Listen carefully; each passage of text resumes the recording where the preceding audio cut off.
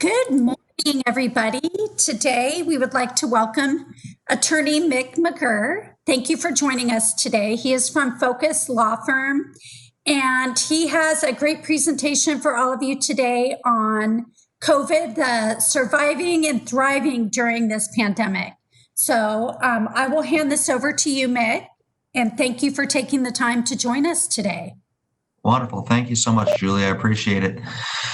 So right off the bat, just so you guys know, I'd love as much participation as possible. I know there's only a few folks on at the moment. Hopefully that level increases as we go. Tom, thanks for chiming in there. And so I'll have a few questions and whatnot that hopefully will stimulate some thought. And if you do, feel free to chime in with chat or whatever else and respond. I'll pause a moment for answers if that works.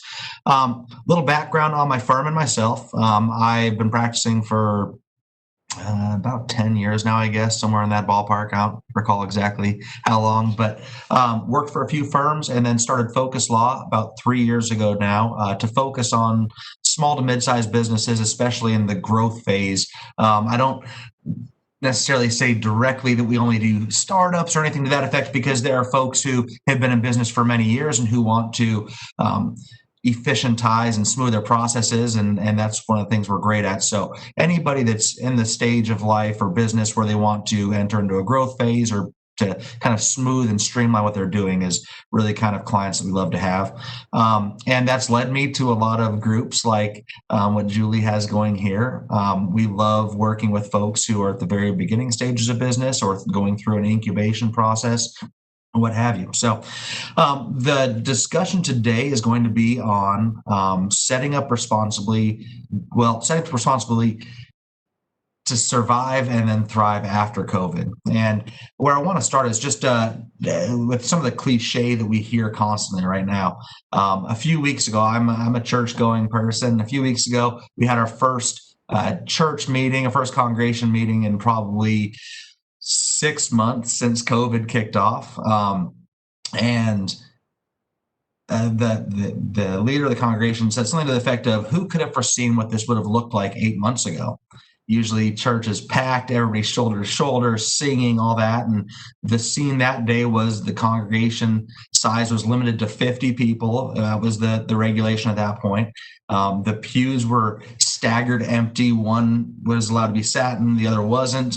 Everybody was wearing face masks. There was no shaking hands. There was no singing. It was pretty surreal to just see something that's been going on for centuries that in a matter of a few months has changed so dramatically. And that's largely the same with business. What happened over the last 6 months with business is very surprising. It's really interesting to see. I'll give a quick example of what kind of changes I've seen in my business. Prior to COVID, my interaction with the SBA, the Small Business Administration, had been very limited. Perhaps once a year or so, a client would reach out to me and say, Mick, hey, I'm thinking about doing this SBA loan. Would you take a glance through the loan docs and just make sure everything looks good? Or I have a few banking clients who would have me do something similar. But beyond that, I didn't deal with the SBA at all. My wife and I had our second child on March 26th, which was just as COVID was. Before I went out, it was business as usual. And when I came back, I was only out 10 days and COVID was right in the thick of it. And when I came back 10 days later, the Paycheck Protection Program had become probably what I consider the most important and meaningful piece of legislation for small businesses, probably in decades. I don't know how many of you went through the PPP program, but it created essentially a grant program for small businesses that if the funds were utilized properly, and that term was a very influx term because as time went on, they kept changing the uses that you could have, the period during which you needed to use the funds, all these things. But if you complied with their obligations, whatever loan it was became essentially 100% forgiven. Prior to March 26th, I'd never even heard of it before. Nobody had. And then after March 26th, I've probably put in I'd say 200 to 300 client hours working on PPP issues, and then countless hours, I'd say 5 times that much of my own time just becoming an expert on the PPP in an effort to help my clients to avoid the serious pitfalls that could result from misuse of those PPP funds. It could be a great blessing to a business or a great pitfall, and so we needed to figure out how to do that.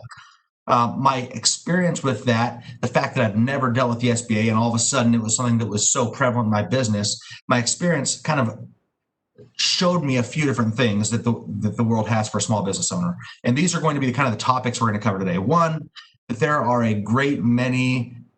there's a great number of new areas of liability and pitfalls for business owners as a result of COVID.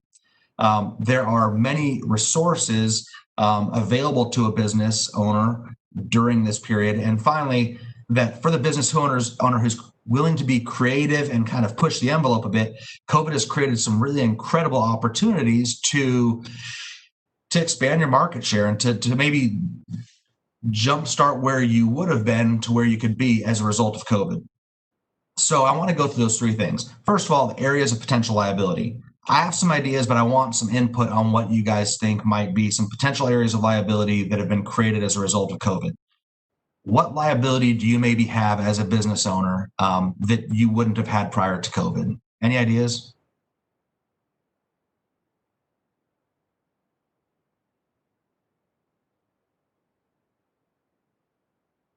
If there are none, and I'll keep an eye on the chat and maybe I guess there's also a Q&A, but I don't think that you can do it all within the chat. That might be easiest. Another question, I guess, is what groups of people do you think might a business owner be liable to now? We have both what liability exists and also who might you be liable to. I'd say in that latter question, the groups can probably be summed up pretty easily as your employees, your customers, and your vendors. I think those are the 3 groups of folks who you're going to be most predominantly interacting with as a business owner. Before we dive into what the liability looks like and who you might be liable to, let's first kind of cover a few, and this is the lawyer part of me. I get to nerd out for a moment and talk about some legal concepts. I'm not going to make it too deep in legalese, but I want to just cover those just so you have an idea of what we're talking about. So say somebody catches COVID as a result of being in your business or interacting with your customers. Do you think you might be liable for that? And if so, what grounds would you be liable on? There are 2 different ways that we kind of establish liability in scenarios like this. There are a few other fringe areas, but this is really what it's going to come down to. We have strict liability. Strict liability, the definition is liability incurred for causing damage or harm to life, limb, or property without the necessity of proving intent or negligence. That's the legalese. What it means is if you are doing something that is inherently so dangerous just by its nature, and somebody gets injured while they're doing that or while they're engaging in what you've put forward, then you're on the hook whether or not you were negligent in doing that. Even if you have every waiver and everything else in the world, there's a good chance you're going to be on the hook for it. Some examples of things that would be considered strict liability, where you're on the hook no matter what, would be, let's see, I made a list of a few of them here. If you're using explosives or blasting in your work, there's a good chance that you're going to be on the hook for strict liability because you should know the risk that comes with it. So if you're using explosives and blasting while you are doing construction and somebody loses an arm, there's a good chance you're going to be held to a strict liability standard, meaning they don't really care if you're negligent or not. It was so inherently dangerous what you're doing. Also, if you own wild or dangerous animals, if you're transporting chemicals, those are all things that might expose you to strict liability. On the other side of strict liability, where nobody has to prove that you were negligent, is were you negligent? This is the other standard of care. And really what it comes down to is, would a reasonable person in the same situation have done more or less than what you did? If somebody in the same situation, a reasonable person would have done more, then there's a good chance that you were negligent. If not, then there's a good chance that you're not negligent and you have no liability. So that's the legalese part of it. We have strict liability versus negligence. And the concept I want you guys to think about is there's something so inherently dangerous that you're just going to be liable no matter what, or is what you're doing reasonable, and therefore we're going to have kind of a weighing scale of, well, was there negligence or not? And if there was negligence, then you might be liable. If there wasn't, then you might not.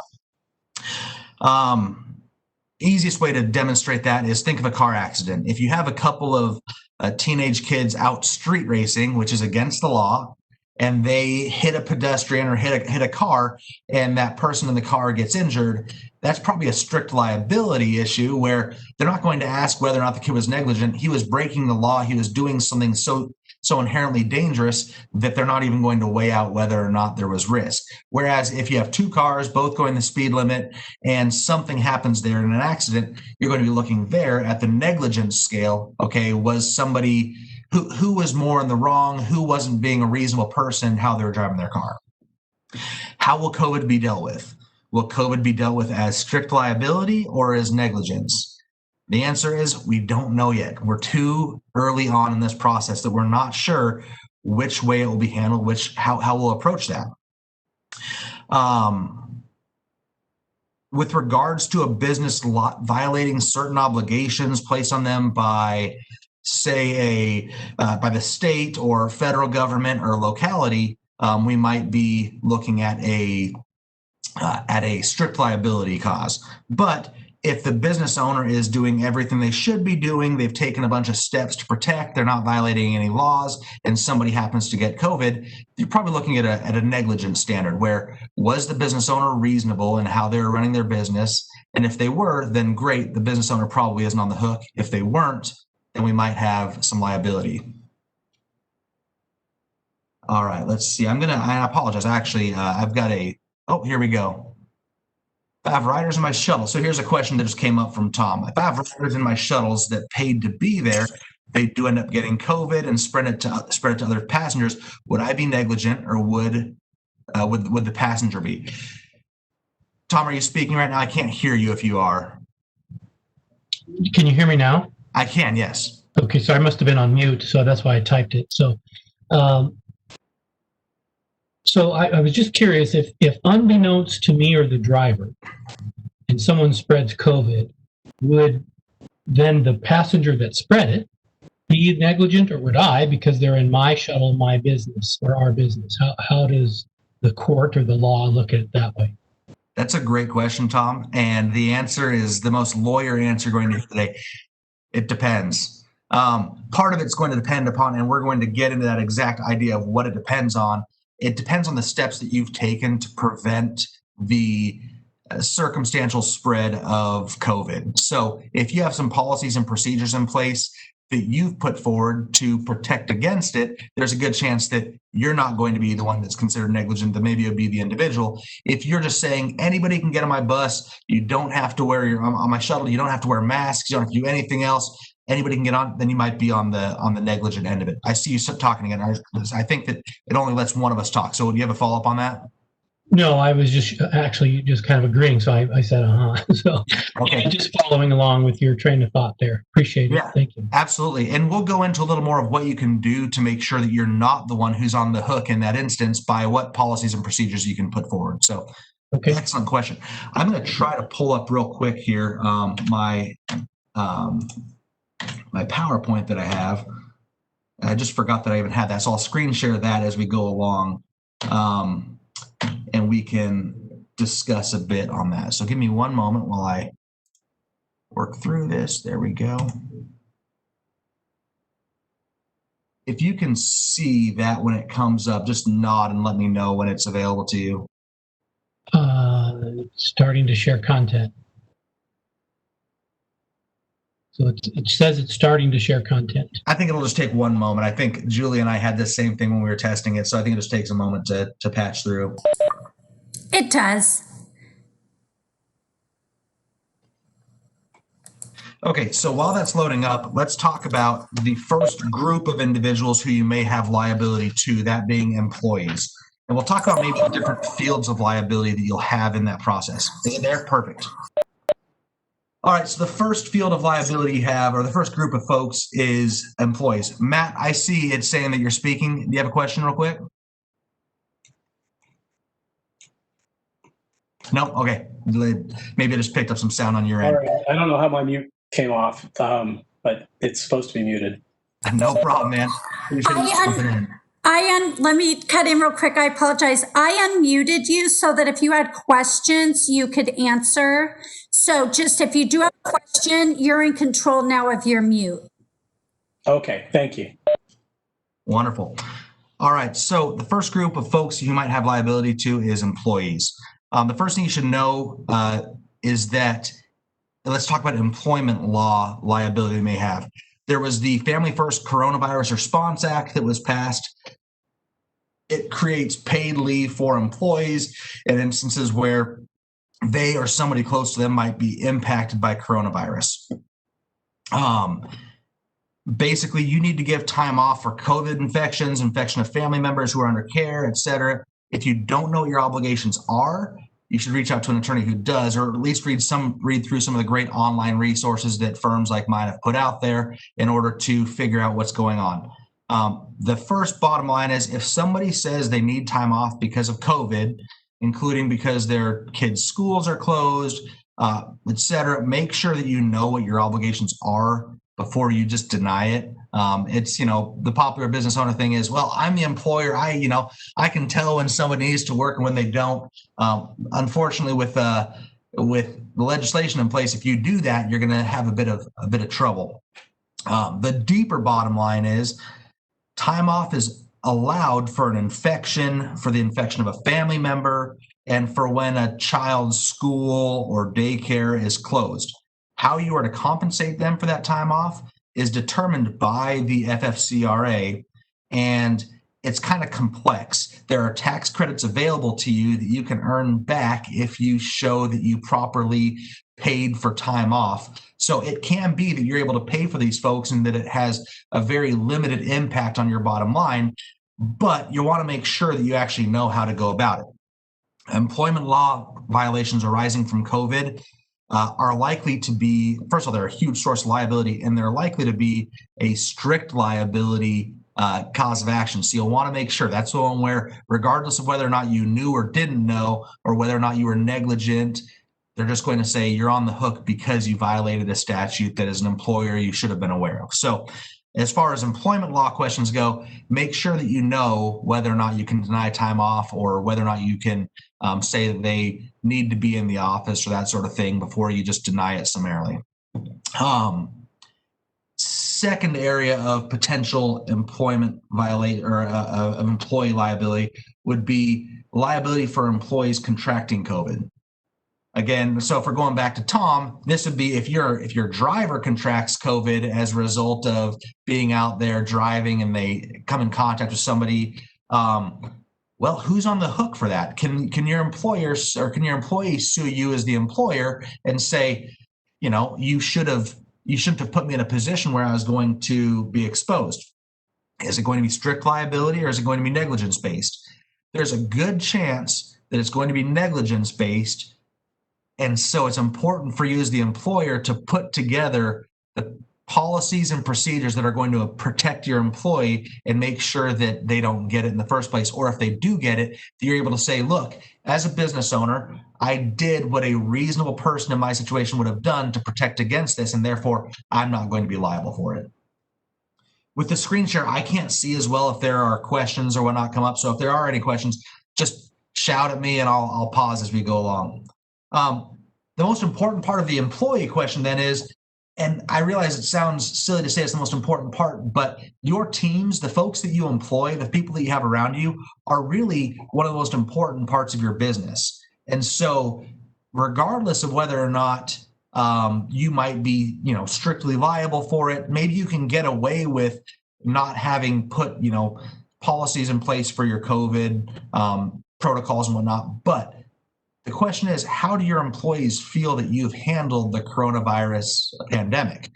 If you're saying everybody come in the office and you're not allowed to wear masks because, I'm the kind of person that just doesn't believe that's necessary, then I'd say you want to be pretty careful because your employees are going to look at you, and maybe you have some employees who are especially sensitive to the situation, and they're going to look at you and say, man, I don't feel like he really cared about us in this difficult time. And so probably going to experience limited productivity from those people, or you might end up losing valuable team members. It's much easier to put together some policies and procedures that are going to protect those employees than otherwise.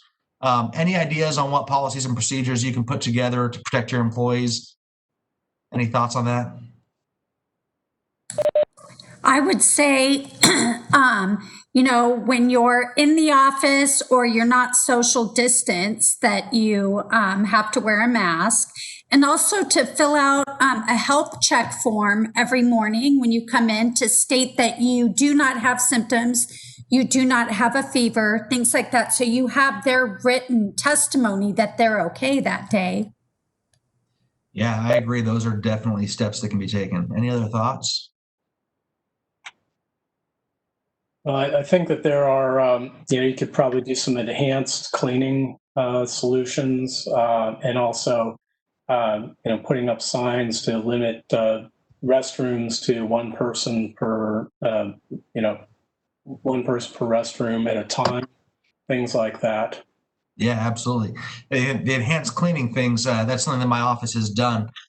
We actually, in addition to our nightly cleaning crew that we have come through, we hired a kind of a group that's doing some COVID specialty cleaning. And we first of all had the office sterilized before we kind of engaged in the process of moving toward having clients back in the office. But then we also have at noon each day, we have a service come through that just does a quick disinfectant wipe down of the whole office. And whether or not that's actually killing COVID, I'm not sure, but the employees certainly do appreciate it because they look at it and say, man, they're aware of the risk. They're trying to keep us safe. Maybe some people think it's overkill, but it's also just good for morale in general. So let's jump over to the next group then of folks whom you might have liability to. Let's cover just a couple more things on employees before we jump forward. I'm just looking back at some notes that I have here. A few things we might consider. What things will you do for your employees to protect them? And these are some mental exercises to work through that maybe will help put policies or protocols in place for your business that are going to help you to avoid employee infection. The areas of risk that you have, what are you going to do to protect them from risk brought to your place of business by customers? What are you going to do to protect them from the risk brought to them by other employees? What are you going to do to protect your business from the risk associated with both of those? And obviously, the protocols and policies you're going to put in place are going to vary by industry. If you have a restaurant, there's going to be a much higher standard of care than if you have a company where there's very limited employee to client interaction or something to that effect. So some of the things that we've seen: enable working from home wherever it's possible. It looks like Julie is able to take care of that, and I appreciate that. We see that. Enforce client cleanliness wherever possible to protect your employees. Julie was saying have folks sign, have employees sign a wellness check or something like that. But also if you have, and obviously it's going to depend on the business. You have a grocery store, it's hard to have everybody that walks in the door sign or submit to these different policies. But if you have a lower traffic business, if you have a law firm and you're able to do a lot of things by appointment, it's easy to have somebody met at the front door say, hey, would you please verify these 3 or 4 questions that, you don't have these symptoms, you have this. You can do a touchless temperature check. And sure, it may not be an entirely fail-proof mechanism, but boy, your employees definitely feel a lot safer, and your customers, your clients are going to feel a lot safer knowing that you're taking these steps to make sure they're protected. If you have a young client base that isn't many at-risk people, there might be a little more resistance to it. But if you have a client base, say you have a primarily, for me, I have colleagues who are elder law attorneys, and elder law attorneys have had to be very careful with these things because some of their clients are, a more at-risk population, and so they have a lot more stringent protocols for their clients and for their employees. Also, just limiting office client traffic, wearing masks where necessary. Food industries have more testing standards and whatnot. If we move on then to clients and the risk that we might have from clients, First of all, what are you going to do to protect them from the risks arising from coming to your office? Well, a lot of the protocols we're talking about for your employees are also protocols that are going to protect your clients in the same instance. So that's helpful. But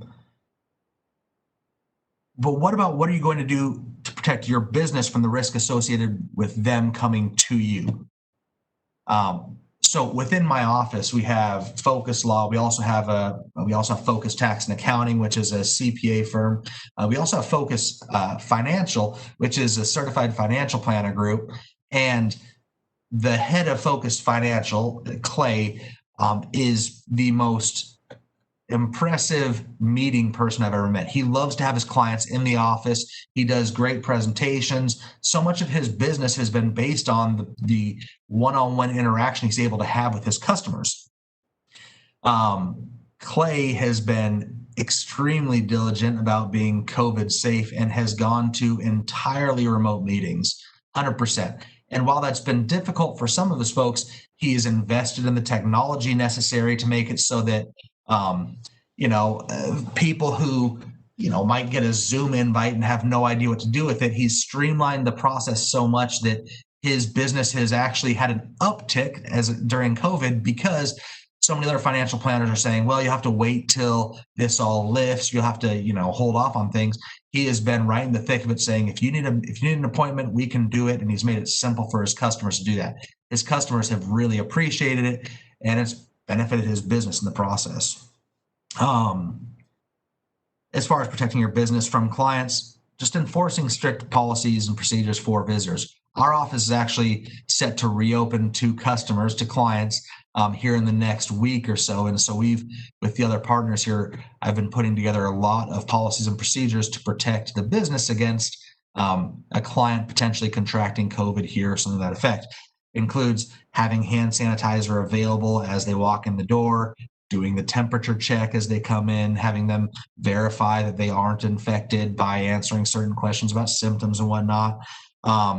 We also require that they wear masks. Let's see, I have a list of the other ones we put down here. No shaking hands. That's a tough one.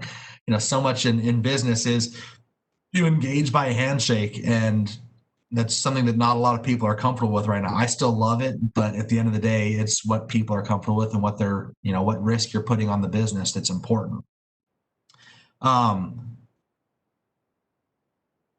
It's important that you enforce the policies and procedures that you have for your employees, as they aren't just there to protect the employees, they're also there to protect the clients. And most importantly, they're there to protect the business from the liability that could arise from the employees or from the clients contracting COVID. Jumping to maybe the next segment of folks who might have liability to is vendors. Let's jump over there in our presentation.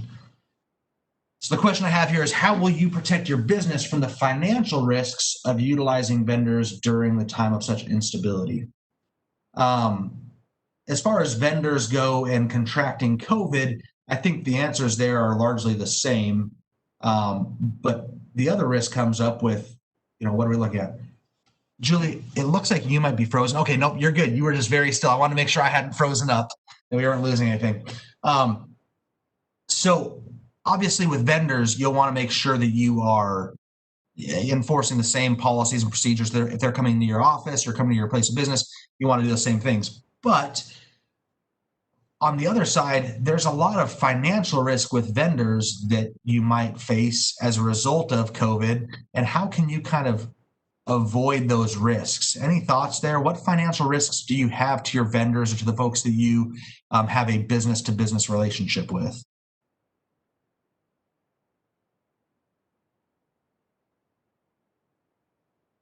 Any ideas?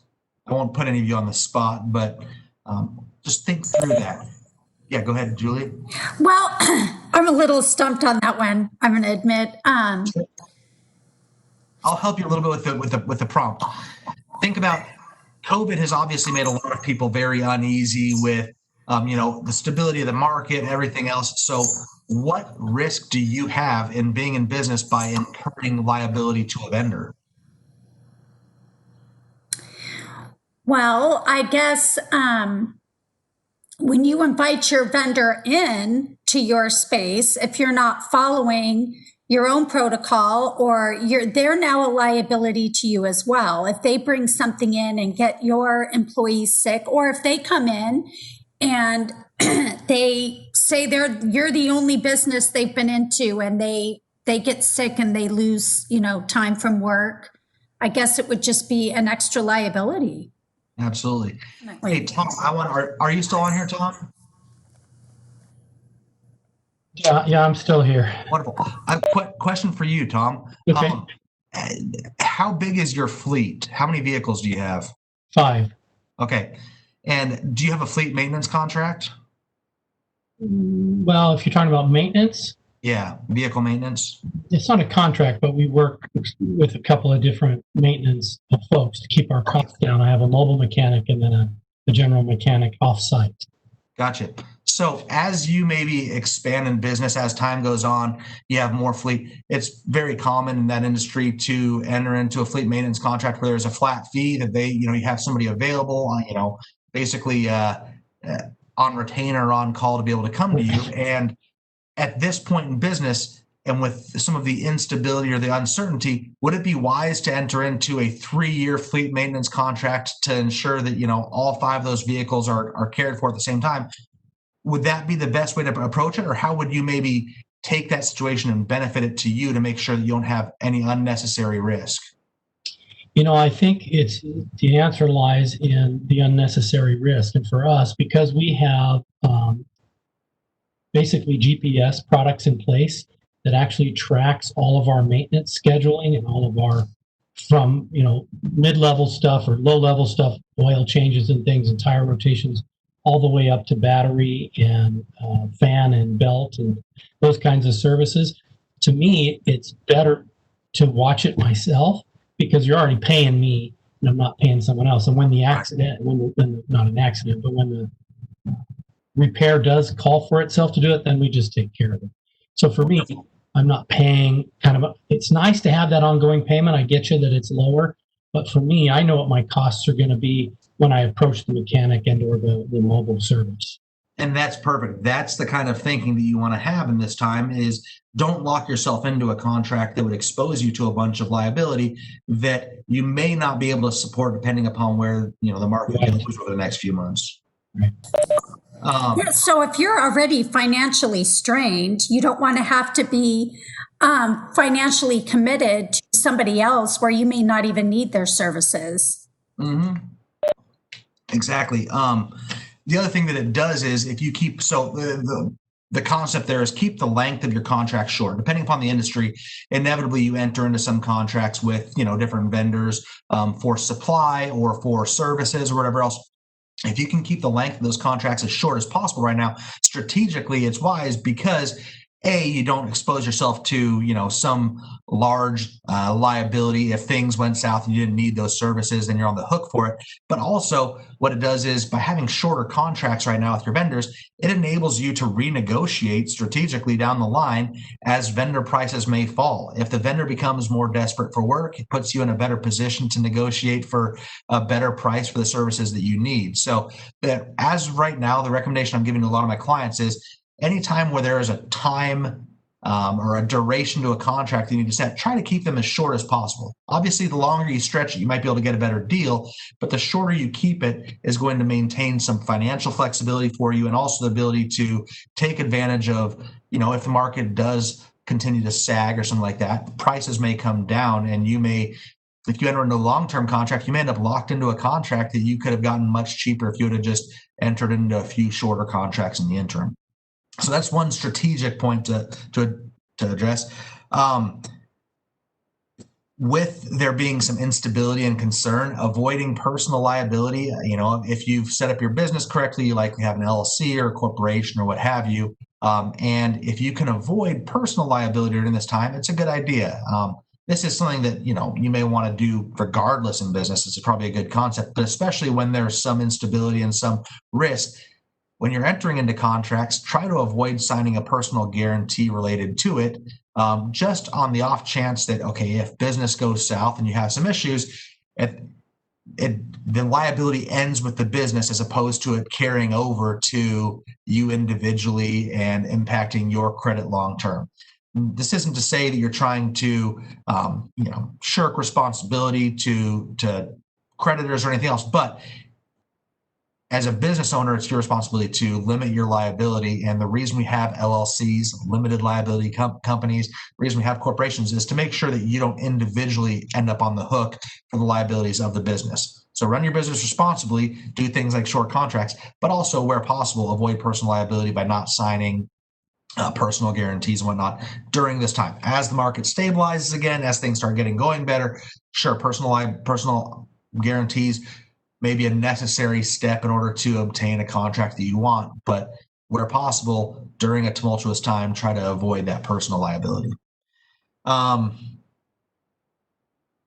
Also, just limiting the size of vendor contracts. Say you need to order X amount of product, and say, maybe you're a manufacturing business and you need to order steel for whatever it is that you're creating. Folks are very aware of the COVID delay. People know that during COVID, services might be, there's a little more back order time. There's a little bit more of that sort of thing. You're much better off having a customer be understanding about you, needing to reorder some supplies in order to fulfill the contract than you are ordering far too much and then having a perishable item or, an item that may become less expensive down the line, sitting on your shelves for years at a time because you ordered too much of it or you made too large of a contract. Less is more.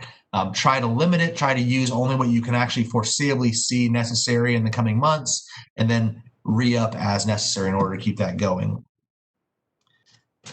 So jumping over to kind of general concepts then, what about waivers? Everybody says, you know what, I have people sign a waiver when they come into my office or come into my place of business, and that waiver says that I'm not on the hook for anything. They enter at their own risk and it's on them. How effective do you folks think those waivers might be? I don't even have them sign one because I think they're going to be a moot point when this is all said and done. I could argue that they are paying a service and that we're providing that service. So really, I'm not even having them sign one. So that's where I'm at with it anyway. I agree. I think that for many businesses, waivers aren't necessary. I think there are certain businesses where, just based upon the nature of the business, a waiver is attractive and might be something that's helpful. Say you have a wedding venue service and you want to make sure that your folks are taken care of, that they schedule a wedding, you want to make sure that you're not going to be on the hook. There might be a place for a waiver there for either the hosts or the event guests or what have you. But it's important to keep in mind that waiver should not be your first line of defense. We talked about all the policies and protocols that you can put in place to keep people safe. That should be where you start before you get to the waiver issue. If you're really concerned about liability after you've done those things, then having somebody sign a waiver that says, I won't pursue the business would be another place to go.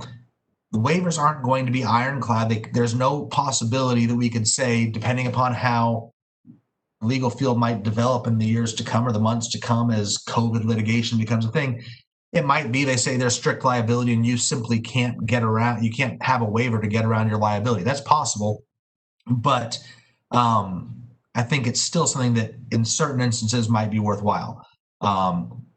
Employee waivers, not very likely to be terribly successful. But say you have, gyms are a good example. People are going somewhere where there's a lot of, relatively close interaction.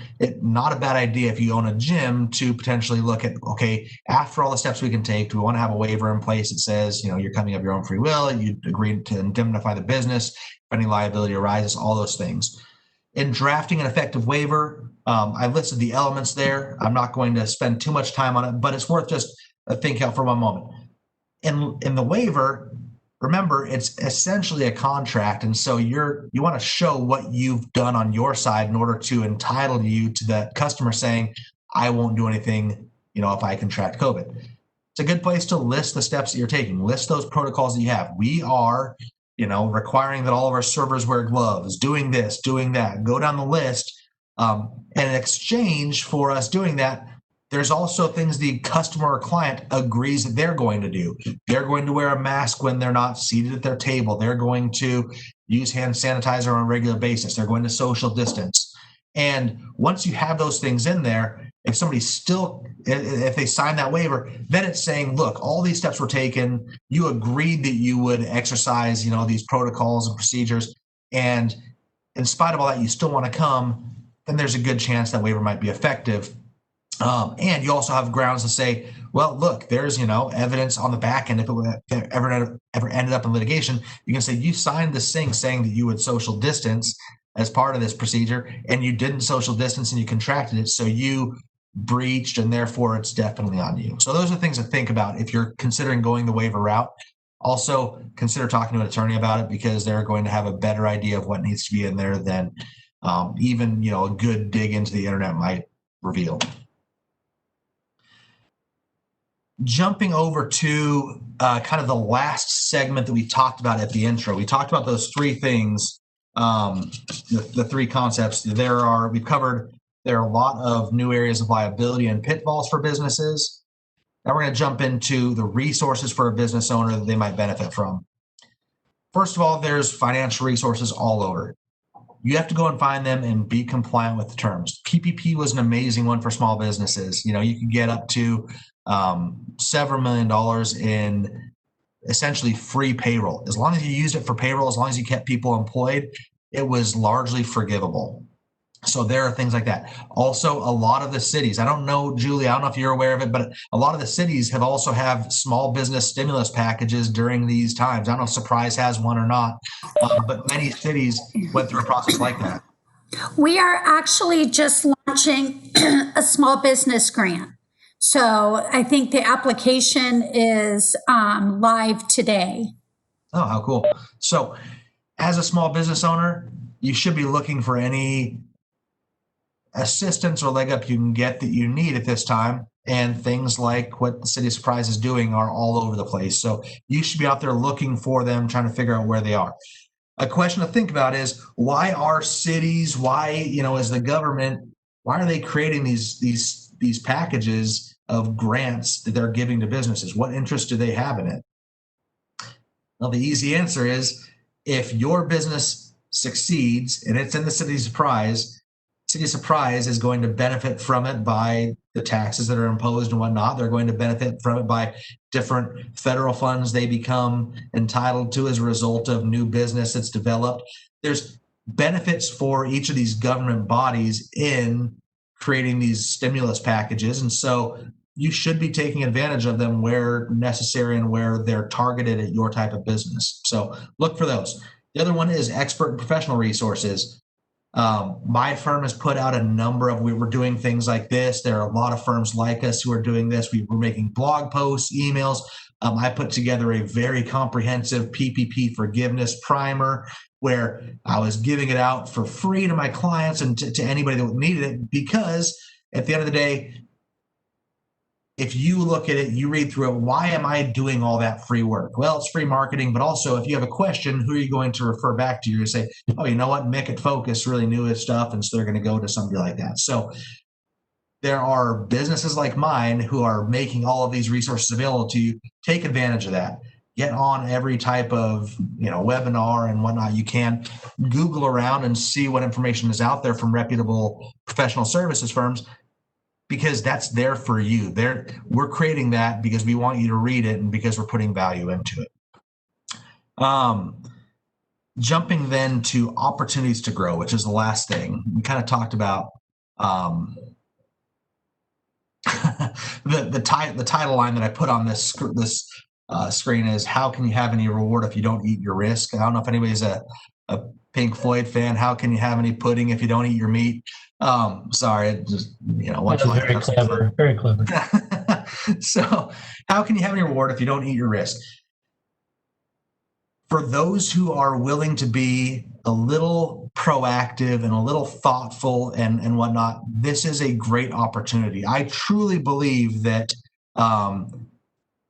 a lot of businesses are going to look back at this COVID period and say, that was my opportunity to grow and I missed it. Or you're going to say, thank goodness COVID happened because my business was able to grow so much as a result of it. And it depends obviously on the situation of your business, but I truly believe that's the case. Talked about the financial opportunities that are available, the financial resources that are available, things like the City of Surprise Small Business Grant, things like that. The people who are out there and finding those things and using them the way they're supposed to be used are gaining a financial advantage over those who aren't. So if you are able to keep, with the PPP, it's a good example. If you're able to keep all of your staff on throughout COVID because you applied for PPP and you went the proper process of making sure it's forgivable dollars, there are other businesses who didn't do that, and so they had to lay off all of their staff. So as the market reemerges and we come out the other end of this, who's going to be best posed to suck up that market share that becomes available from the vacuum that was created by the layoff of employees? If you are the one who got the financial opportunities and got those financial resources, you're going to be the one who's able to most quickly jump on the new need for business that exists. So find those opportunities and take advantage of those. Let me see, I have a couple notes here on this. Great example is I've got a client who is they're on the creditor side of business, and they took advantage of all these different processes. They were able to keep their staff right at where it always was. There were times when their staff was doing relatively little during this, but that was the concept behind things like PPP was, okay, the federal government was still trying to keep people employed even when there was less work to generate income for the business. They're able to do that, and now as the market has picked back up, they've been able to acquire other businesses and do all these different things because they have the infrastructure and the manpower in place still to be able to service the customers who their businesses dried up as a result of COVID. So reallocation of resources. My firm, a good example here is my firm has always, we did a lot of litigation. We do a lot of transactional work, all these things. Those were things that as COVID fired up, dried up entirely. There was very limited real estate investment happening. There was so much less in those general pots that we usually were able to benefit from. And so I looked at it and I said, okay, well, what needs to happen right now? So I shifted my manpower, I shifted our financial resources to leaning into what do we need to do to get through COVID, for our clients, putting time into the PPP issues, putting time into liability. And as a result of that, our business grew through COVID. And now that we're coming out the other end of it, hopefully, and things are starting to pick back up, we're seeing that all the other business that we always had is re-engaged as well. So COVID happened, this business took a dive, the PPP stuff took up, and so we kind of remained level. And now the PPP stuff hasn't necessarily gone away because we got new clients as a result of that, but our other business has come back. So use your resources that you have to position yourself to be in a spot that as you reemerge from the other side of COVID, you're able to grow.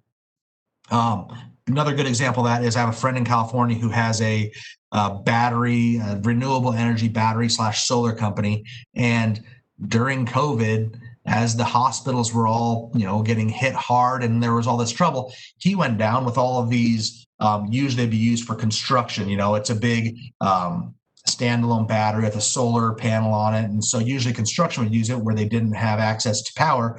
He took them down to the hospitals and said, hey, you guys are setting up all of these triage units and whatnot outside. Use this for power. So the hospitals were able to use it. He happened to have his logo on it. He got on the news a bunch of places, all these different things.